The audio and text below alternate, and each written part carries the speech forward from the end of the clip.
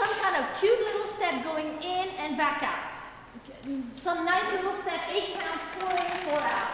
You don't jump, you don't do anything, you just, something 2, 3, 4, 5, 6, 7, back out, 8. Okay? I'm learning a lot, and part of the beauty of growing as an artist is learning from other artists around you. So sacrificing what I know to come and learn from others, that's been a pretty beautiful aspect of it all.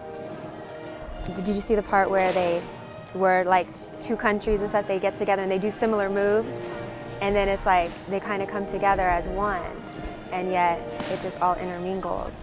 And then, the girls get together and the guys get together. So it's like there are different ways that we can connect. And it's amazing how many coincidences there are and how many different vocabulary, how we all have the same voice, which is really amazing that we all have come together.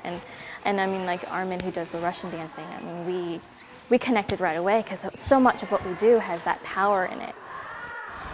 The whole interaction between Roma and Richard, the flamenco dancer, was just unbelievable, And sometime in rehearsal, I would just see them come on fire, and how they would interact and how they encouraged each other and helped each other and talked about each other's rhythms and how do you hear this and how do I hear it? It was just they grew.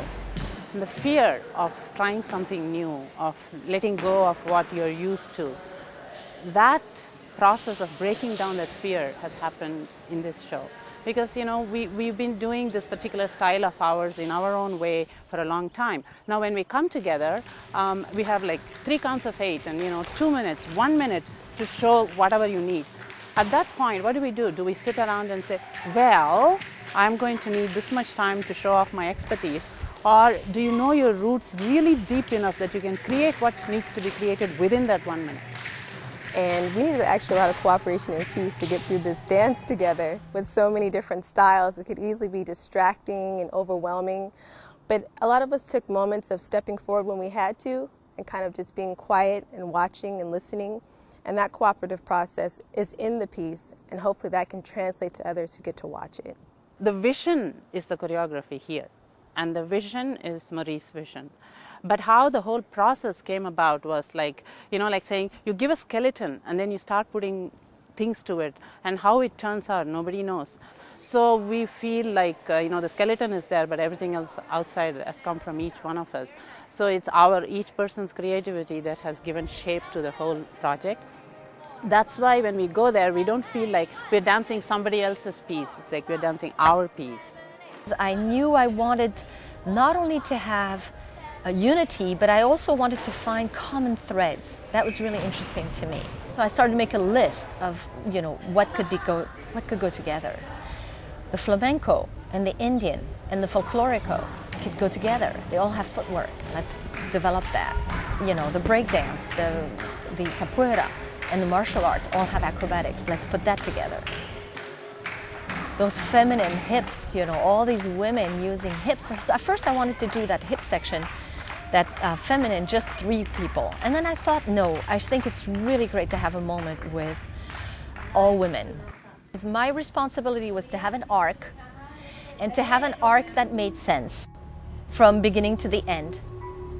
And my other responsibility was to showcase what I had, what life had given me, and to really make each culture shine, and then to make them shine together.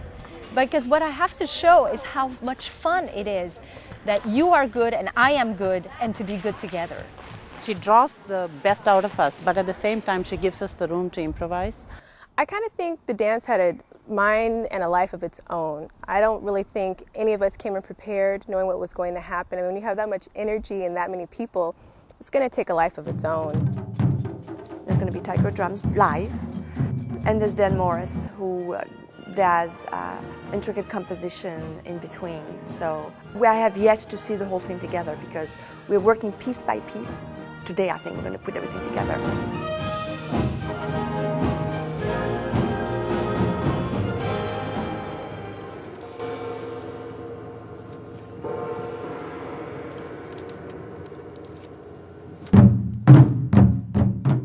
No, this is about world peace. In a way, we have a before and an after. Before is what we call the chaos in the world, the non-peace that exists. So we want to convey that part first. So how can we do that? Through the dance. And that's how Marie helped us to come up with some concepts about dances and people pushing other dancers off the stage so people can see the current state of the world. Many of the gestures that are used in dance, in ancient days, the Hindu tradition, the tantric worship used these gestures. So I'm actually worshiping the whole universe with my body when I'm dancing. In society, it's a mix of so many different cultures all in the same community. And yet sometimes they don't get along, or they have stereotypes and they stay away from each other, but yet in this group, we all kind of come together.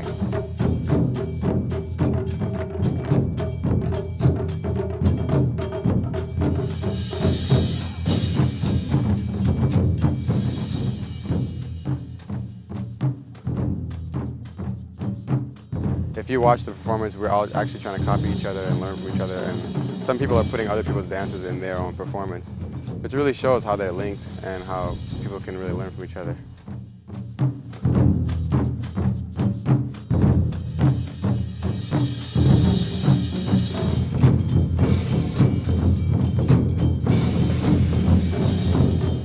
Most people would say, okay, a martial artist, a capoeira, Hawaiian dancer, Russian dancer, all so different globally, culturally. I mean, you can look at our costumes and see that through your eye. But when you see the close resemblance between the body styles and movement, there's a basic simplicity that is all together. And that is what I believe the whole concept of the choreography is to show.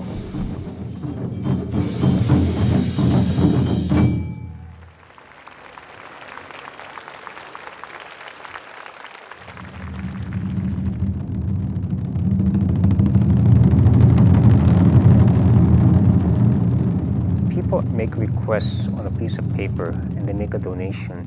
This is a donation they make towards world peace, or they make some requests, some personal requests, for example, or purification. And those are actually placed in the fire. So that represents the purification of people's particular delusions that they have that they want to purify. And that continues actually after the ritual, because there's thousands of these requests that come from all over the world, actually, not just the United States. We hope by the end of the ritual, when the fire dies down, when the fire is very calm, that's the point where we want people to also feel that same calmness in their mind. And that's the meditation. And it's on that meditation we want people to have the prayer of world peace. It becomes very strong at that point. And everybody praying together for world peace at that moment is what actually can create world peace and get people excited to do something in real life towards having world peace. And they are bowing to this fire as the world, recognizing that we need healing. And I told the dancers very early on in the process, I said, you are not standing alone. Behind you stands all of Africa, all of India. You represent nations, you represent entire continents. You have to really move and dance and attend the ceremony with that weight on your shoulders.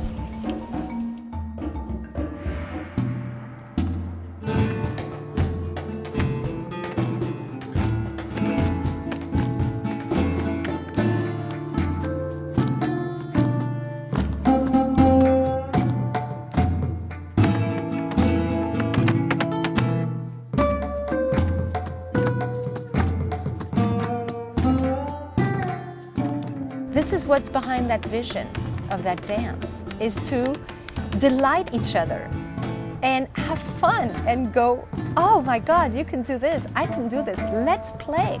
The better you are, the more the play is going to be dazzling. And so that was just my job, is to get this out there, you know, to make it come to life.